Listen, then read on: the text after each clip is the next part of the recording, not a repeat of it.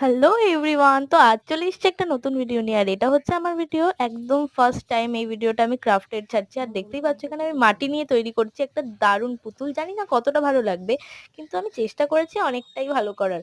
আর এখানে আমি ফার্স্টেই এখন পুতুলটা চুলটা বসিয়ে নিচ্ছি মাটি দিয়ে, স্টেপ বাই স্টেপ আমি ভিডিওটা বানাচ্ছি। আর এখানে এবার আমি চুলের সেকেন্ড স্টেপটা বসাচ্ছি। এরপর আমি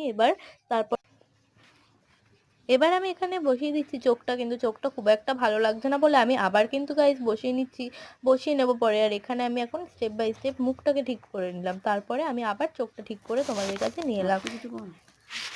তো গাইস অনেকটাই কিন্তু ঠিকঠাক বানানোর চেষ্টা করছি, ঠিক ফার্স্ট ভিডিও বলে একটু খারাপ হয়তো হয়েছে।